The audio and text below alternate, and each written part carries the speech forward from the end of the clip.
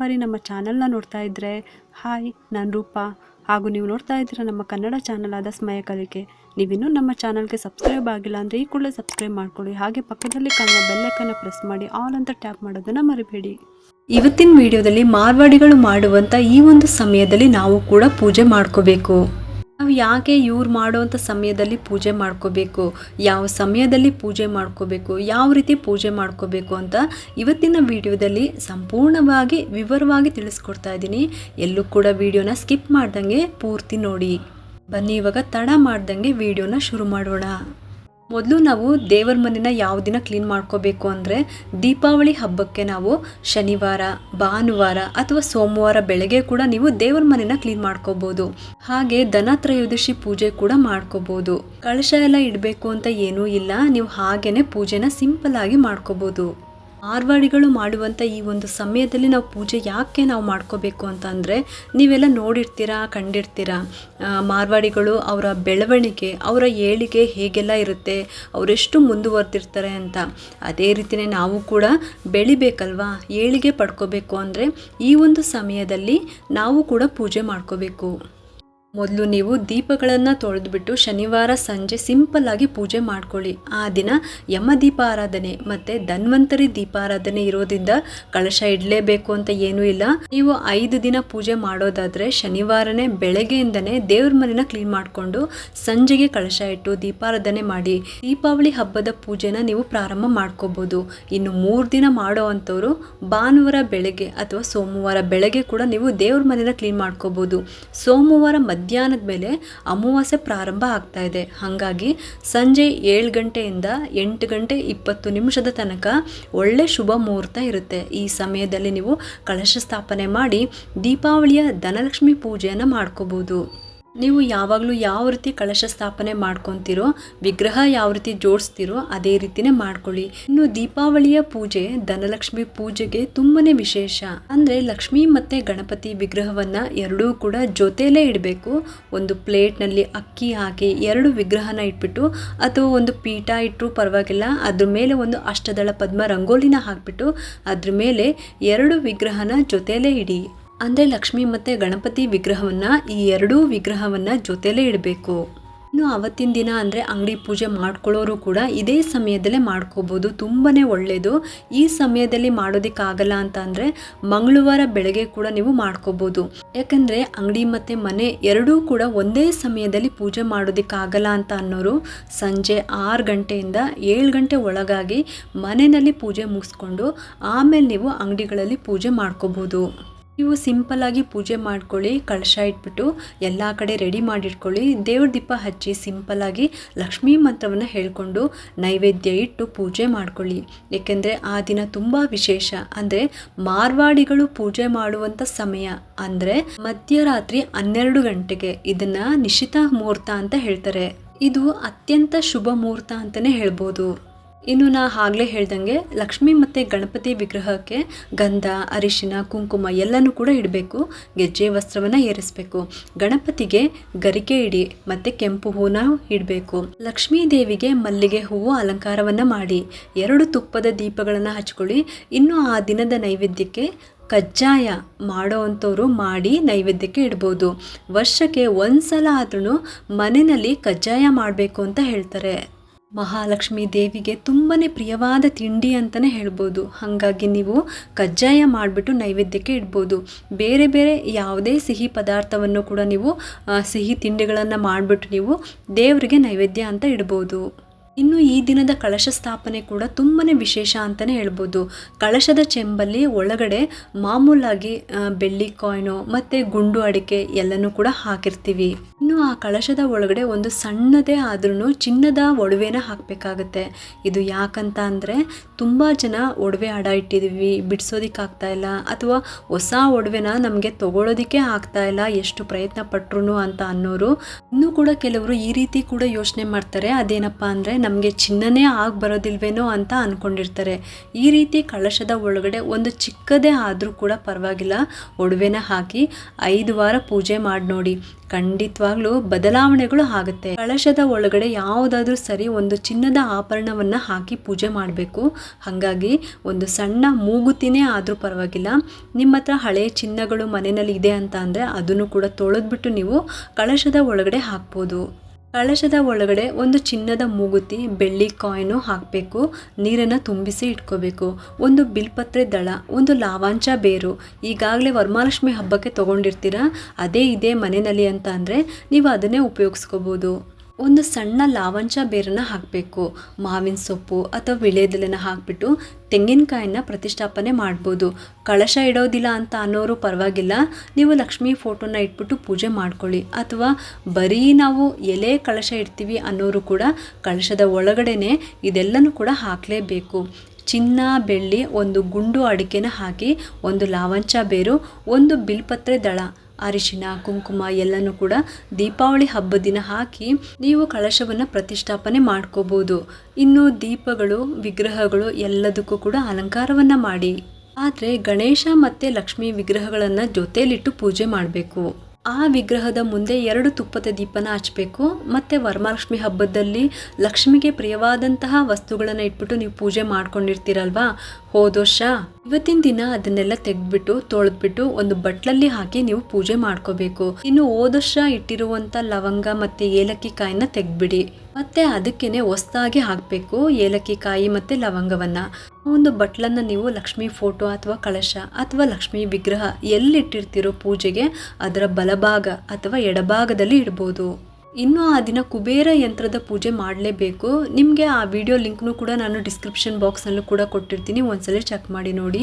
ಇದೇ ರೀತಿಯೇ ಆ ವಿಡಿಯೋದಲ್ಲಿ ನಾನು ಹೇಗೆ ತೋರಿಸಿದ್ದೀನೋ ಅದೇ ರೀತಿಯೇ ನೀವು ಕುಬೇರ ಯಂತ್ರನ ನೀವು ಮನೆಯಲ್ಲಿ ರೆಡಿ ಮಾಡಿಟ್ಕೊಂಡ್ಬಿಟ್ಟು ಕುಬೇರ ಯಂತ್ರನೂ ಕೂಡ ಇಟ್ಬಿಟ್ಟು ನೀವು ಪೂಜೆ ಮಾಡಲೇಬೇಕು. ಇದು ತುಂಬಾ ಒಳ್ಳೆಯದು.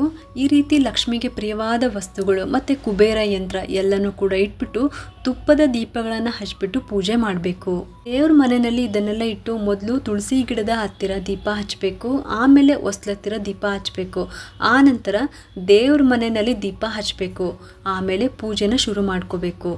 ಮೊದಲು ಗಣಪತಿ ಪ್ರಾರ್ಥನೆಯನ್ನು ಮಾಡ್ಕೋಬೇಕು. ಕೈಯಲ್ಲಿ ಹೂವು ಅಕ್ಷತೆಯನ್ನು ಇಟ್ಕೊಂಡು ಈ ದಿನ ದೀಪಾವಳಿ ಹಬ್ಬದ ದಿನ ಯಥಾಶಕ್ತಿ ಧನಲಕ್ಷ್ಮಿ ಪೂಜೆನ ಮಾಡ್ತಾ ಇದ್ದೀನಿ. ನಾರಾಯಣನ ಸಮೇತಳಾಗಿ ನಮ್ಮ ಮನೆಗೆ ಬಾಮ, ನಗ್ನಗ್ತಾ ನಮ್ಮ ಮನೆಯಲ್ಲಿರೋರಿಗೆ ನಮಗೆ ಎಲ್ಲರಿಗೂ ಕೂಡ ಆಶೀರ್ವಾದ ಮಾಡು ಅಂತ ಕೇಳ್ಕೊಳ್ಳಿ. ಆಮೇಲೆ ಕೈಯಲ್ಲಿ ಇರೋವಂಥ ಹೂವು ಅಕ್ಷತೆಯನ್ನು ಗಣಪತಿಯ ಹತ್ತಿರ ಹಾಕಬೇಕು, ಊದ್ಬತ್ತಿನ ಬೆಳಗಬೇಕು. ಆಮೇಲೆ ಲಕ್ಷ್ಮಿಯ ಮಂತ್ರ ಅಷ್ಟೋತ್ತರಗಳನ್ನು ಹೇಳ್ಕೋಬೇಕು. ಬಿಡಿ ಹೂವಿನಿಂದ ಲಕ್ಷ್ಮಿ ಅಷ್ಟೋತ್ತರವನ್ನು ಮಾಡ್ಕೋಬೇಕು. ಆ ನಂತರ ನಾರಾಯಣನ ಮಂತ್ರಗಳು ಕೂಡ ಹೇಳಲೇಬೇಕು. ಹೇಳೋದಿಕ್ಕೆ ಬರಲ್ಲ ಅಂತ ಅಂದರೆ ಓಂ ನಮೋ ಭಗವತೆ ವಾಸುದೇವಾಯ ಅಂತ ಹೇಳ್ಕೊಳ್ಳಿ. ಯಾವಾಗಲೂ ಅಷ್ಟೇ ಲಕ್ಷ್ಮಿಗೆ ಅರ್ಚನೆ ಮಾಡುವಾಗ ಬಿಲ್ಪತ್ರೆ ಮತ್ತು ಮರುಗ, ದವನ ಈ ಥರ ಸುವಾಸನೆ ಭರಿತವಾದಂತಹ ಹೂಗಳು, ಪತ್ರೆಗಳನ್ನು ಸೇರಿಸ್ಕೊಂಡು ಅರ್ಚನೆ ಮಾಡಿ. ನಿಮಗೆ ಯಾವುದು ಸಿಗುತ್ತೋ ಅದನ್ನು ಉಪಯೋಗಿಸ್ಕೊಳ್ಳಿ. ಕೆಲವು ಕಡೆ ಸಿಗೋದಿಲ್ಲ ಅಂತ ಅಂದರೆ ಏನೂ ಮಾಡೋದಕ್ಕಾಗಲ್ಲ. ಅರ್ಚನೆ, ಮಂತ್ರಗಳು, ಅಷ್ಟೋತ್ತರಗಳು ಎಲ್ಲನೂ ಕೂಡ ಆದಮೇಲೆ ಮಹಾಮಂಗಳಾರತಿನ ಮಾಡಬೇಕು. ಕುಬೇರ ಯಂತ್ರವನ್ನು ಸ್ಥಾಪನೆ ಮಾಡ್ಕೊಂಡಿದ್ದಾದ್ಮೇಲೆ ಕುಬೇರ ಮಂತ್ರವನ್ನು ಕೂಡ ಹೇಳ್ಕೋಬೇಕು 11 ಸಾಲಿ. ಇದನ್ನಂತೂ ಮರಿಬೇಡಿ. ನಿಮಗೆ ಇನ್ನೂ ಸಮಯ ಇದೆ ಅಂತ ಅಂದರೆ ನೀವು ಕುಬೇರ ಮಂತ್ರವನ್ನು ನೀವು 11 ಸಾಲಿ ಹೇಳ್ಕೊಳ್ಳೋ ಬದಲು 108 ಸಾಲಿ ಹೇಳ್ಕೊಳ್ಳಿ. ತುಂಬ ಅಂದರೆ ತುಂಬ ಒಳ್ಳೆಯದು. ಎಲ್ಲ ಸ್ತೋತ್ರಗಳನ್ನು ಹೇಳಿದಾದ್ಮೇಲೆ ಮಹಾಮಂಗಳಾರತಿಯನ್ನು ಮಾಡಬೇಕು. ಆರತಿ ಮಾಡುವಂಥ ಸಮಯದಲ್ಲಿ ಮನೆಯವರೆಲ್ಲರೂ ಕೂಡ ಜೊತೆಯಲ್ಲಿದ್ದು ಮಾಡಿದ್ರೆ ಒಳ್ಳೆಯದು. ನೀವು ಯಾವಾಗಲೇ ಆಗಲಿ ಲಕ್ಷ್ಮೀ ಪೂಜೆ ಮಾಡುವಾಗ ಕುಟುಂಬ ಸಮೇತರಾಗಿ ನೀವು ಆರತಿಯನ್ನು ಮಾಡಿದ್ರೆ ತುಂಬಾ ಒಳ್ಳೆಯದು. ಮಹಾಮಂಗಳಾರತಿ ಮಾಡಿ ಮನೆಯವರೆಲ್ಲರಿಗೂ ಕೂಡ ಕೊಡಿ. ಆನಂತರ 3 ಪ್ರದಕ್ಷಿಣೆಯನ್ನು ಹಾಕಬೇಕು. ಆಮೇಲೆ ದೇವಿಗೆ ನಮಸ್ಕಾರ ಮಾಡಿಕೊಂಡು ಕೈಯಲ್ಲಿ ಅಕ್ಷತೆಯನ್ನು ಇಟ್ಕೊಂಡು ಕ್ಷಮಾರ್ಪಣಾ ಮಂತ್ರವನ್ನು ಹೇಳ್ಕೊಳ್ಳಿ. ಏಕೆಂದರೆ ಪೂಜೆಯಲ್ಲಿ ಅಥವಾ ಮಂತ್ರ ಉಚ್ಚಾರಣೆಯಲ್ಲಿ ಏನಾದರೂ ತಪ್ಪಾಗಿದ್ದರೆ ಕ್ಷಮಿಸು ಅಂತ ಕೇಳ್ಕೊಳ್ಳಿ. ಇದಿಷ್ಟು ಕೂಡ ಸಂಜೆ ಪೂಜೆ ಮಾಡುವಂಥ ವಿಧಾನ. ಇನ್ನು ಅತಿ ಮುಖ್ಯವಾಗಿ ಮಾರ್ವಾಡಿಗಳು ಮಾಡುವಂಥ ಈ ಒಂದು ಸಮಯದಲ್ಲಿ ನಾವು ಪೂಜೆ ಮಾಡ್ಕೋಬೇಕು ಅಂತ ಹೇಳಿದ್ದೆ. ಆ ಪೂಜೆ ಯಾವ ರೀತಿ ಮಾಡ್ಕೋಬೇಕು ಅಂತ ಇವಾಗ ತಿಳ್ಕೊಳ್ಳೋಣ. ಸಂಜೆ ಪೂಜೆ ಎಲ್ಲ ಆದಮೇಲೆ ನೀವು ಅಡುಗೆ ಕೆಲಸ, ಮನೆ ಕೆಲಸ ಏನಿರುತ್ತೋ ಎಲ್ಲನೂ ಕೂಡ ಮಾಡ್ಕೊಳ್ಳಿ. ಮತ್ತು ರಾತ್ರಿಗೆ ನಿಮ್ಮದು ಊಟ ಎಲ್ಲನೂ ಕೂಡ ಆದಮೇಲೆ ಮತ್ತು ಇನ್ನೊಂದ್ಸಲ ಮನೆ ಕಸ ಗುಡಿಸ್ಬಿಟ್ಟು, ಆದರೆ ಕಸನ ಹೊರಗಡೆ ಹಾಕಬೇಡಿ, ಮನೆ ಒಳಗಡೆ ಒಂದು ಕಡೆ ಇಡಿ, ಮನೆ ಒಳಗಡೆ ಒಂದು ಕಡೆ ಎತ್ತಿಡಬೇಕು. ಮತ್ತು ನೀವು ಹಲ್ಲು ಉಜ್ಕೊಂಡು ಕೈಕಾಲು ಮುಖ ತೊಳ್ಕೊಂಡು, ಏಕೆಂದರೆ ಊಟ ಮಾಡಿರ್ತೀವಿ, ಹೊರಗಡೆ ಎಲ್ಲ ಓಡಾಡಿರ್ತೀವಿ, ಅದಕ್ಕೋಸ್ಕರ. ಆದರೆ ಇಷ್ಟೊತ್ತಿನಲ್ಲಿ ಮತ್ತೆ ಸ್ನಾನ ಮಾಡಬೇಕು ಅಂತ ನಿಯಮ ಏನೂ ಇಲ್ಲ. ಹಾಗೆ ನೀವು ಕೂಡ ಚೆನ್ನಾಗಿರುವಂಥ ಸೀರೆನ ಉಟ್ಕೊಳ್ಳಿ. ಆದರೆ ನಿಮ್ಮ ಹತ್ತಿರ ರೇಷ್ಮೆ ಸೀರೆ ಏನಾದರೂ ಇದ್ದರೆ ಅದನ್ನೇ ಉಟ್ಕೊಳ್ಳಿ. ಯಾರ ಹತ್ತಿರ ಇದೆಯೋ ಅವರು ರೇಷ್ಮೆ ಸೀರೆನೇ ಉಟ್ಕೊಂಡು ಪೂಜೆ ಮಾಡ್ಕೊಳ್ಳಿ. ಅಥವಾ ಇಲ್ಲ ಅಂತ ಅನ್ನೋರು ಪೂಜೆಗೆ ಅಂತ ಸಪ್ರೇಟಾಗಿ ಇಟ್ಕೊಂಡಿರ್ತೀರಲ್ಲ, ಆ ಸೀರೆನೇ, ಅಥವಾ ಕಾಟನ್ ಸೀರೆ ಆದರೂ ಪರವಾಗಿಲ್ಲ, ಯಾವುದೇ ಬಾರ್ಡ್ರ್ ಸೀರೆಗಳಾದರೂ ಪರವಾಗಿಲ್ಲ, ಉಟ್ಕೋಬೋದು. ತಲೆ ಬಾಚ್ಕೊಂಡು ಹೂ ಮುಡ್ಕೊಂಡು ನೀವು ಚೆನ್ನಾಗಿ ರೆಡಿ ಆಗಬೇಕು. ಇಷ್ಟೊತ್ತಿನಲ್ಲಿ ನಾವು ಮಾಡೋ 5 ನಿಮಿಷ ಪೂಜೆಗೆ ಇಷ್ಟೆಲ್ಲ ತಯಾರಿ ಮಾಡ್ಕೋಬೇಕಾ ಅಂತ ಮಾತ್ರ ಅಂದ್ಕೊಳಕ್ಕೆ ಹೋಗಬೇಡಿ. ಲಕ್ಷ್ಮೀ ಪೂಜೆನ ಈ ರೀತಿ ರೆಡಿಯಾಗಿ ಪೂಜೆ ಮಾಡೋದು ತುಂಬ ಒಳ್ಳೆಯದು.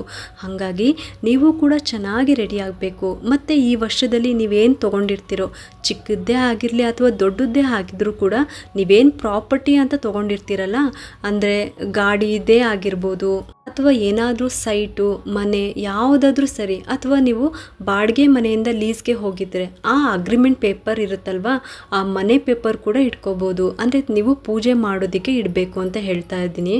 ನೀವು ಹೊಸ ಗಾಡಿ ತೊಗೊಂಡಿದ್ರೆ ಆ ಗಾಡಿ ಕೀಗಳು, ಅಥವಾ ನೀವು ಹೊಸ ಮನೆಗೆ ಹೋಗಿದ್ರೆ ಆ ಮನೆಯ ಕೀ ಆಗಿರ್ಬೋದು, ಪತ್ರ ಆಗಿರ್ಬೋದು, ಅಥವಾ ಯಾವುದಾದ್ರೂ ಒಂದು ಚಿನ್ನದ್ದೇ ಆಗಿರ್ಬೋದು, ಬೆಳ್ಳಿನೇ ಆಗಿರ್ಬೋದು, ಒಡವೆ ತೊಗೊಂಡಿದ್ರು, ಈ ಥರ ಎಲ್ಲನೂ ಕೂಡ ನೀವು ಅದನ್ನೆಲ್ಲ ಒಂದು ತಟ್ಟೆನಲ್ಲಿ ಇಟ್ಕೋಬೇಕು. ಅಥವಾ ಈ ವರ್ಷ ನಾವು ಏನೂ ತೊಗೊಳಕ್ಕೆ ಆಗಿಲ್ಲ ಅಂತ ಅಂದರೆ, ನೀವು ಸೇವಿಂಗ್ಸ್ ಮಾಡಿರೋವಂಥ ದುಡ್ಡಿರುತ್ತಲ್ಲ, ಅದನ್ನು ಇಟ್ಕೊಂಡು ಅದ್ರ ಮೇಲೆ ಒಂದು ಸ್ವಲ್ಪ ಅಕ್ಷತೆ ಹಾಕಿ ಒಂದು ಹೂನ ಇಟ್ಟು ದೇವ್ರ ಮುಂದೆ ಇಡಬೇಕು.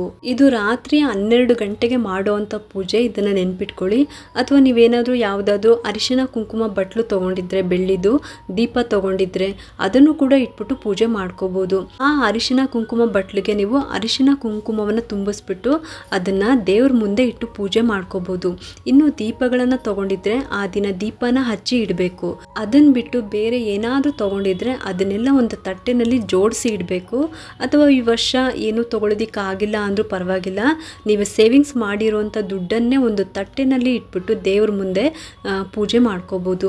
ಈ ವರ್ಷ ಇದು ನನ್ನ ಸಂಪಾದನೆ ಅಥವಾ ನನ್ನ ಉಳಿತಾಯ, ಇದನ್ನು ಕೂಡ ನಿಮ್ಮ ಆಶೀರ್ವಾದದಿಂದ ನನಗೆ ಸಿಕ್ಕಿರೋದು. ಇಷ್ಟೆಲ್ಲ ಕೊಟ್ಟಿರೋದಕ್ಕೆ ನಿಮಗೆ ಧನ್ಯವಾದಗಳು ಅಂತ ಹೇಳ್ತಾ ಇದ್ದೀನಿ. ನನಗೆ ತುಂಬಾ ಸಂತೋಷ ಆಗಿದೆ, ನಾನು ತುಂಬಾ ಸಂತೋಷವಾಗಿದ್ದೀನಿ ಅಂತ ಅಮ್ಮನವ್ರಿಗೆ ಒಂದು ಕೃತಜ್ಞತೆಯನ್ನು ಹೇಳಬೇಕು. ನೀವು ನಿಧಾನಕ್ಕೆ ಇದೆಲ್ಲ ಜೋಡಿಸ್ಕೊಂಡು ಸಿದ್ಧ ಮಾಡ್ಕೊಳ್ಳೋ ಅಷ್ಟರಲ್ಲಿ ರಾತ್ರಿ 12 ಗಂಟೆ ಆಗೇ ಆಗುತ್ತೆ. ಕೆಲವ್ರು ಕೇಳ್ಬೋದು, ಊಟ ಆದಮೇಲೆ ಮಲಗಿದ್ದು ಆಮೇಲೆ 12 ಗಂಟೆಗೆ ಎದ್ಬಿಟ್ಟು ಪೂಜೆ ಮಾಡ್ಕೋಬೋದಾ ಅಂತ. ಆ ರೀತಿ ದಯವಿಟ್ಟು ಮಾಡಬೇಡಿ. ಇದೆಲ್ಲ ಮುಗಿಸ್ಕೊಂಡು ಒಟ್ಟಿಗೆ ಆಮೇಲೆ ಮಲ್ಕೋಬೋದು. ಮತ್ತು ಇನ್ನೊಂದು ಸಲ ಹೊಸ್ಲ ಹತ್ತಿರ ದೀಪ ಉರಿತಾ ಇದ್ದರೆ ಇನ್ನೂ ಸ್ವಲ್ಪ ಎಣ್ಣೆ ಹಾಕ್ಬಿಟ್ಟು ದೀಪ ಹಚ್ಕೊಳ್ಳಿ. ತುಳಸಿ ಮುಂದೆ ದೀಪ ಹಚ್ಚಬೇಕು. ಮತ್ತು ದೇವ್ರ ಮನೆಯಲ್ಲೂ ಕೂಡ ಅಷ್ಟೇ, ಸಂಜೆ ಹಚ್ಚಿರುವಂಥ ದೀಪ ಇನ್ನೂ ಉರಿತಾನೆ ಇದ್ದರೆ ಇನ್ನೊಂದು ಸ್ವಲ್ಪ ಎಣ್ಣೆನೋ ಅಥವಾ ತುಪ್ಪ ಹಾಕಬೇಕು. ನೀವೇನು ತಟ್ಟೆನಲ್ಲಿ ಈ ವರ್ಷದ ನಿಮ್ಮ ಸಂಪಾದನೆಯನ್ನು ಅಂದರೆ ಉಳಿತಾಯವನ್ನು ಇಟ್ಕೊಂಡಿರ್ತೀರೋ ಅದ್ರ ಮುಂದೆ ಕೂಡ 2 ತುಪ್ಪದ ದೀಪನ ಅಂಟಿಸ್ಬೇಕು. ಮಹಾಲಕ್ಷ್ಮಿ ಆಶೀರ್ವಾದದಿಂದ ಈ ವರ್ಷ ನಿಮಗೆ ಅದು ಸಿಕ್ಕಿದೆ. ಹಾಗಾಗಿ ಖುಷಿಯಿಂದ ಸಂತೋಷದಿಂದ ಅದ್ರ ಮುಂದೆ 2 ತುಪ್ಪದ ದೀಪನ ಹಚ್ಚಿ ಊದ್ಬತ್ತಿ ಬೆಳಗಬೇಕು. ಆನಂತರ ಮಹಾಲಕ್ಷ್ಮಿ ಅಷ್ಟೋತ್ರವನ್ನು ಕುಂಕುಮದಿಂದ ಅರ್ಚನೆ ಮಾಡ್ಕೊಳ್ಳಿ ಅಥವಾ ಕನಕದಾರ ಸ್ತೋತ್ರವನ್ನು ಹೇಳ್ಕೊಳ್ಳಿ. 2 ಸ್ತೋತ್ರದಲ್ಲಿ ಯಾವುದಾದ್ರೂ ಒಂದನ್ನು ಕೂಡ ನೀವು ಹೇಳ್ಕೋಬೋದು. ಅಥವಾ ನಿಮಗೆ ಸಮಯ ಇದೆ ಅಂತಂದರೆ 2 ಸ್ತೋತ್ರವನ್ನು ಹೇಳ್ಕೊಳ್ಳಿ. ಅದಕ್ಕೆ ನಾನು ಆವಾಗಲೇ ಹೇಳಿದ್ದು, ಸಂಜೆ ಪೂಜೆ ಮಾಡುವಾಗ ಬಿಡಿ ಹೂಗಳಿಂದ ಅರ್ಚನೆ ಮಾಡ್ಕೊಳ್ಳಿ ಅಂತ. ಮಧ್ಯರಾತ್ರಿಯಲ್ಲಿ ಪೂಜೆ ಮಾಡುವಾಗ ನೀವು ಈ ರೀತಿ ಕುಂಕುಮದಿಂದ ಅರ್ಚನೆ ಮಾಡ್ಕೊಳ್ಳಿ. ಮತ್ತು ಕನಕದಾರ ಸ್ತೋತ್ರನ ಹೇಳ್ಕೋಬೇಕು, ತುಂಬಾ ಒಳ್ಳೆಯದು. ಇದಾದಮೇಲೆ ಈ ವರ್ಷ ನೀವೇನು ಅಂದ್ಕೊಂಡಿದ್ದೀರಾ, ನಿಮ್ಮ ಕೆಲಸ ಏನಾಗಬೇಕು ಅಂತ ಇದೆ, ಅದನ್ನು ದೇವ್ರ ಹತ್ರ ಕೇಳ್ಕೊಳ್ಳಿ. ಹೋದ ವರ್ಷ ಇಷ್ಟೆಲ್ಲ ಕೊಟ್ಟಿದ್ಯಮ್ಮ, ಅಂದ್ಕೊಂಡಿದ್ದೆಲ್ಲ ಆಗಿದೆ, ತುಂಬಾ ಸಂತೋಷ ಆಯಿತು. ಈ ವರ್ಷ ನಾನು ಇಂಥದ್ದು ಕೆಲಸ ಮಾಡ್ತಾಯಿದ್ದೀನಿ, ಇಂಥದ್ದನ್ನು ತಗೋಬೇಕು ಅಂತ ಅಂದ್ಕೊಂಡಿದ್ದೀನಿ, ನಮಗೆ ಆಶೀರ್ವಾದ ಮಾಡಿ. ನೀವು ನಮ್ಮ ಜೊತೆಯಲ್ಲೇ ಇದ್ದರೆ ನಾವು ಅಂದ್ಕೊಂಡಿರುವಂಥ ಕೆಲಸ ತುಂಬ ಬೇಗನೆ ಸುಲಭವಾಗಿ ಆಗುತ್ತೆ. ನಮ್ಮ ಪ್ರತಿಯೊಂದು ಕೆಲಸದಲ್ಲಿ ನಮ್ಮ ಜೊತೆಗಿರಿ ಅಂತ ಕೇಳ್ಕೊಳ್ಳಿ, ಪ್ರಾರ್ಥನೆ ಮಾಡ್ಕೊಳ್ಳಿ. ಇನ್ನು ಮೇನ್ ಡೋರ್ ಓಪನ್ ಮಾಡಬೇಕಾ ಅನ್ನೋ ಒಂದು ಗೊಂದಲ ಕೂಡ ಎಲ್ಲರಿಗೂ ಇದ್ದೇ ಇರುತ್ತೆ. ಅಷ್ಟೊತ್ತಿನಲ್ಲಿ ಬಾಗಿಲು ತೆಗೆದು ಇಡಬೇಕಾ ಅಂತ ಪ್ರಶ್ನೆ ಕೂಡ ಇದ್ದೇ ಇರುತ್ತೆ. ನಿಮಗೆ ಸೇಫ್ಟಿ ಇದ್ದರೆ ಮಾತ್ರ ನೀವು ಡೋರ್ ಓಪನ್ ಮಾಡ್ಕೊಳ್ಳಿ, ಇಲ್ಲ ಅಂದರೆ ಖಂಡಿತವಾಗ್ಲೂ ಬೇಡ. ಡೋರ್ ಕ್ಲೋಸ್ ಮಾಡಿಕೊಂಡು ಒಂದು ಕಿಟಕಿನ ಓಪನ್ ಮಾಡಿಕೊಂಡು ಆಮೇಲೆ ಪೂಜೆ ಮಾಡ್ಕೋಬೋದು. ನೀವು ಡೋರ್ ಕ್ಲೋಸ್ ಮಾಡಿಕೊಂಡು ನೀವು ಕೂತ್ಕೊಂಡು ಕುಂಕುಮದಿಂದ ಅರ್ಚನೆ ಮಾಡಿಕೊಂಡು ನಿಮ್ಮ ಪ್ರಾರ್ಥನೆ ಎಲ್ಲ ಮುಗ್ದಾದ್ಮೇಲೆ ನೀವು ಒಂದು ಕಿಟಕಿನ ಓಪನ್ ಮಾಡಿಕೊಂಡು ನೀವು ಪೂಜೆ ಈ ರೀತಿ ಮಾಡ್ಕೋಬೋದು. ಆಮೇಲೆ ನೀವು ಮಂಗಳಾರತಿ ಎಲ್ಲ ಮಾಡಿದ್ದಾದಮೇಲೆ ಆಗ ಹೊರಗಡೆ ಹೊಸ್ಲು ಹತ್ರ ಕೂಡ ನೀವು ಮಾಡಬೇಕು. ಆಗ ಒಂದು 2 ನಿಮಿಷ ಡೋರ್ ಓಪನ್ ಮಾಡಿಕೊಂಡು ನೀವು ಹೊರಗಡೆ ಹೊಸ್ಲು ಪೂಜೆ ಮಾಡಿಕೊಂಡು ನೀವು ಒಳಗಡೆ ಬರ್ಬೋದು. ಆಮೇಲೆ ಬೇಕಾದರೆ ನೀವು 1 ನಿಮಿಷ ಬಿಟ್ಬಿಟ್ಟು ನೀವು ಡೋರ್ನ ಕ್ಲೋಸ್ ಮಾಡ್ಕೊಳ್ಳಿ. ಯಾರಾದರೂ ನಿಮ್ಮ ಜೊತೆ ಒಂದು ಸ್ವಲ್ಪ ಹೊತ್ತು ಎಚ್ಚರವಾಗಿರೋದಕ್ಕೆ ಹೇಳಿ ಒಂದು 10 ನಿಮಿಷ ಕೂತ್ಕೊಂಡಿದ್ರು ಸಾಕು, ನೀವು ಆರಾಮವಾಗಿ ಪೂಜೆನ ಮುಗಿಸ್ಕೊಳ್ಬೋದು. ಇನ್ನು ಯಾವಾಗಲೂ ಪೂಜೆ ಮಾಡುವಾಗ ಗಂಟೆ ಶಬ್ದ ಮಾಡಿನೇ ಪೂಜೆ ಮಾಡಬೇಕಾಗುತ್ತೆ. ಹಾಗಾಗಿ ಇಷ್ಟೊತ್ತಿನಲ್ಲಿ ಮಾಡುವಾಗ ಗಂಟೆ ಶಬ್ದನ ಸ್ವಲ್ಪ ನಿಧಾನವಾಗಿ ಶಬ್ದ ಕಡಿಮೆ ಆಗೋ ರೀತಿಲಿ ಮಾಡ್ಕೊಳ್ಳಿ, ಜೋರಾಗಿ ಬೇಡ. ಈ ರೀತಿ ಘಂಟಾನಾದ ಮಾಡಿಕೊಂಡು ಪೂಜೆ ಮಾಡಬೇಕು. ಪೂಜೆ ಎಲ್ಲ ಆದಮೇಲೆ ಕರ್ಪೂರ ಉರಿಯೋವರೆಗೂ ಕೂಡ ನೀವು ಕೂತ್ಕೊಂಡಿರಬೇಕು, ಒಂದು 5 ನಿಮಿಷ ಅಷ್ಟೇ. ಆಮೇಲೆ ಕರ್ಪೂರ ಎಲ್ಲ ಉರಿದು ಶಾಂತವಾದ ಮೇಲೆ ನೀವು ಏನು ಇಟ್ಟಿರ್ತೀರಲ್ಲ ತಟ್ಟೆನಲ್ಲಿ ದೇವ್ರ ಮುಂದೆ, ಅದನ್ನೆಲ್ಲ ತೆಗೆದ್ಬಿಟ್ಟು ಒಳಗಡೆ ಇಡಿ. ಲಕ್ಷ್ಮಿಗೆ ಪ್ರಿಯವಾದ ವಸ್ತು ಮತ್ತು ಕುಬೇರ ಯಂತ್ರ ಏನು ಇಟ್ಟಿರ್ತೀರ ಅದು ಹಾಗೇ ಇರಬೇಕು. ಅದನ್ನು ನೀವು ಬುಧವಾರ ಸಂಜೆ ನೀವು ತೆಗೆದಿಟ್ಕೊಳ್ಬೋದು. ಆಮೇಲೆ ನೀವು ಕೂಡ ಡಸ್ಟ್ ಚೇಂಜ್ ಮಾಡಿಕೊಂಡು ಹೋಗ್ಬಿಟ್ಟು ಮಲ್ಕೋಬೋದು. ಇದಿಷ್ಟೇ ಮಧ್ಯರಾತ್ರಿ ನಿಶಿತಾ ಮುಹೂರ್ತದಲ್ಲಿ ಮಾಡುವಂಥ ಧನಲಕ್ಷ್ಮಿ ಪೂಜೆ. ತುಂಬಾ ಸರಳವಾದಂತಹ ವಿಧಾನ. ಇಷ್ಟು ಮಾಡಿದ್ರೆ ಸಾಕು, ಆ ತಾಯಿಯ ಆಶೀರ್ವಾದ ಖಂಡಿತ ನಿಮಗೆ ಸಿಗುತ್ತೆ. ಈ ವರ್ಷದಲ್ಲಿ ನೀವು ಅಂದ್ಕೊಂಡಿರುವಂಥ ಕೆಲಸ ಕೂಡ ಎಲ್ಲನೂ ಆಗುತ್ತೆ. ಇನ್ನು ಕುಬೇರ ಯಂತ್ರದ ಪೂಜೆ ಸಪ್ರೇಟಾಗಿ ವಿಡಿಯೋ ಮಾಡಿ ಶೇರ್ ಮಾಡ್ತೀನಿ. ಈ ಒಂದು ವಿಡಿಯೋಯಿಂದ ನಿಮಗೆಲ್ಲರಿಗೂ ಕೂಡ ಉಪಯೋಗ ಆಗುತ್ತೆ ಅಂತ ನಾನು ಬಯಸ್ತಾ ಈ ವಿಡಿಯೋನ ಮುಗಿಸ್ತಾ ಇದ್ದೀನಿ. ನಿಮಗೆಲ್ಲರಿಗೂ ದೀಪಾವಳಿ ಹಬ್ಬದ ಆರ್ಥಿಕ ಶುಭಾಶಯಗಳು. ನಿಮಗೆಲ್ಲರಿಗೂ ಈ ಒಂದು ವಿಡಿಯೋ ಇಷ್ಟ ಆಗಿದ್ದರೆ ಒಂದು ಲೈಕ್ ಮಾಡಿ, ಶೇರ್ ಮಾಡಿ ಮತ್ತು ಸಬ್ಸ್ಕ್ರೈಬ್ ಮಾಡಲು ಮರಿಬೇಡಿ. ಏಕೆಂದರೆ ನೀವು ಮಾಡೋ ಒಂದು ಸಬ್ಸ್ಕ್ರೈಬಿಂದ ನಮ್ಮಂತಹ ಸಣ್ಣ ಸಣ್ಣ ಚಾನಲ್ಸ್ಗೆ ಒಂದು ಸಪೋರ್ಟ್ ಮಾಡ್ದಂಗೆ ಆಗುತ್ತೆ. ಮತ್ತೆ ಸಿಗ್ತೀನಿ ಮುಂದಿನ ಹೊಸ ವಿಡಿಯೋದೊಂದಿಗೆ ಅಂತ ಹೇಳ್ತಾ ಈ ವಿಡಿಯೋನ ಮುಗಿಸ್ತಾ ಇದ್ದೀನಿ. ಸರ್ವೇ ಜನ ಸುಖಿನೋ ಭವಂತು.